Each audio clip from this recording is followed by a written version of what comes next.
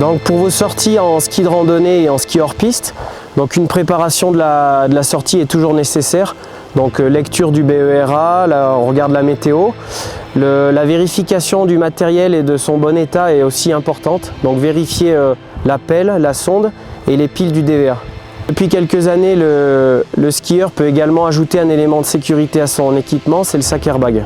Donc le fait de posséder tout le matériel pelle, sonde, DVA et sac airbag ne doit pas pousser le skieur à évoluer dans des terrains plus avalancheux. Donc la bonne utilisation de ce matériel, c'est comme la ceinture de sécurité en voiture, on la met tout le temps et dans le meilleur des cas, on essaye de ne pas l'utiliser. La préparation de la sortie doit être réalisée avec autant d'objectivité que sens matériel et en cas d'accident, on prévient le 112. Donc je vais vérifier le bon état de ma pelle, donc je la monte simplement. Voilà, c'est une pelle en métal. Donc elle est en bon état. Je vais vérifier ma sonde, je la monte également.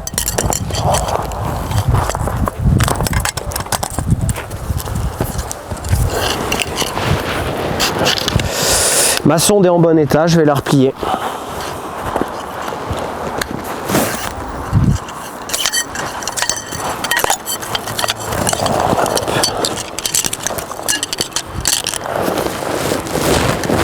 Et je replie ma pelle.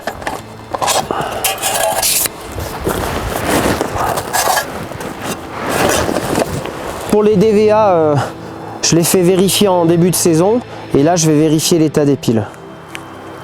Donc je l'allume et je regarde ce que l'écran m'indique.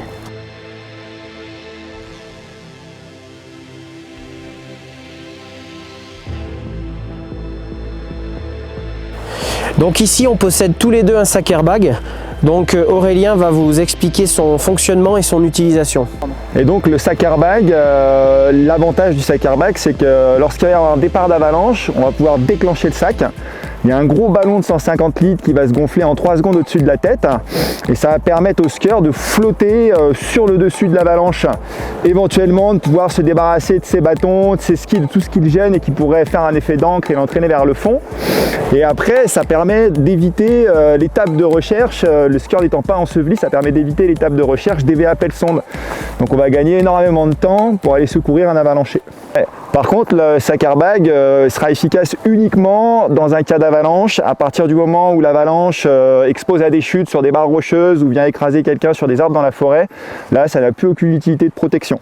Le but de l'airbag, c'est uniquement de flotter en surface de l'avalanche. Ouais, donc le principe de fonctionnement d'un sac airbag, c'est un principe physique qui s'appelle la ségrégation inverse.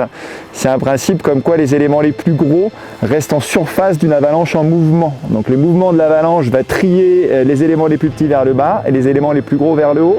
C'est comme quand on secoue un paquet de cornflakes, on va avoir les cornflakes les plus petits qui se retrouvent au fond du paquet et les plus gros cornflakes qui se retrouvent en haut du paquet. Ok, alors premièrement, ce qu'on rappelle à tous nos clients qui viennent acheter des sacs airbag, c'est que c'est un outil de sécurité. Le but, c'est de jamais l'utiliser. Si vous l'utilisez un jour, c'est que vous avez fait une erreur dans votre planification.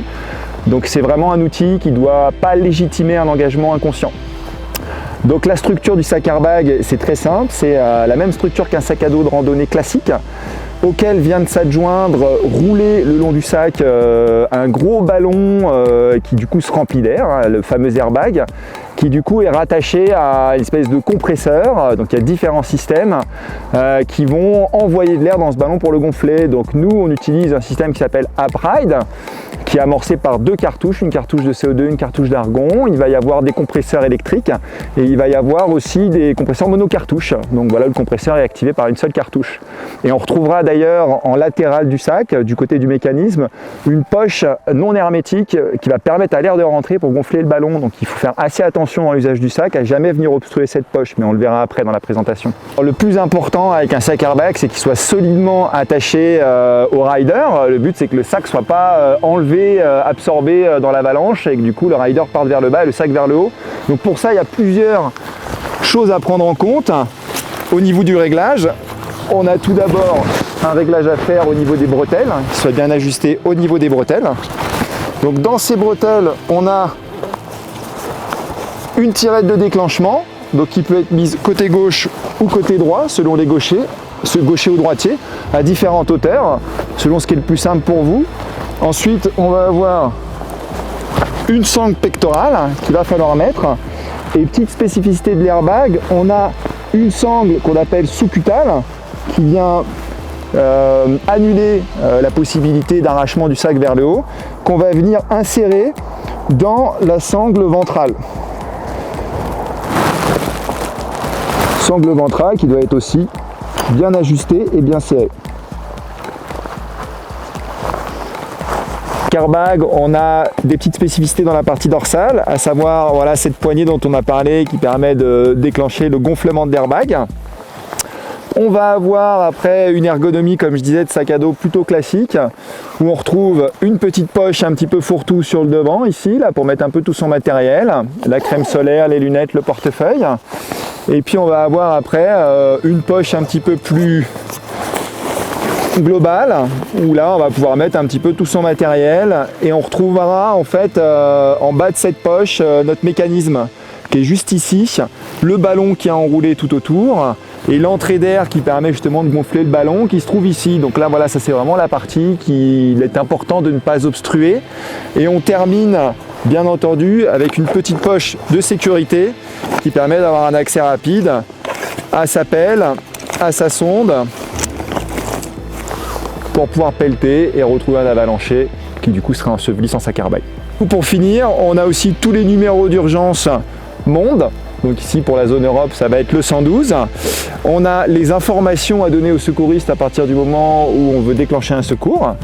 Et on a éventuellement la posture à adopter par rapport à un hélicoptère qui arrive. Si on met les bras en Y, ça veut dire qu'on a besoin d'aide. Et si on met les bras comme ça, en diagonale, ça veut dire qu'on n'a pas besoin d'aide et qu'il peut passer son chemin. Donc pour déclencher un sac airbag, comme on est forcément dans un moment où c'est un peu la panique, on ne va pas aller chercher à viser directement la poignée. On vient mettre sa main en griffe, on vient taper l'épaule et on vient griffer pour aller chercher la poignée. Donc ça donne quelque chose comme ça.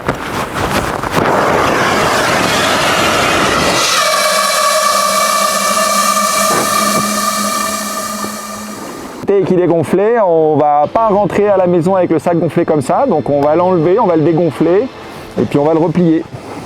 Là, on a une membrane sous le compresseur où il va falloir venir appuyer avec la petite vis et ça permet de vider le ballon.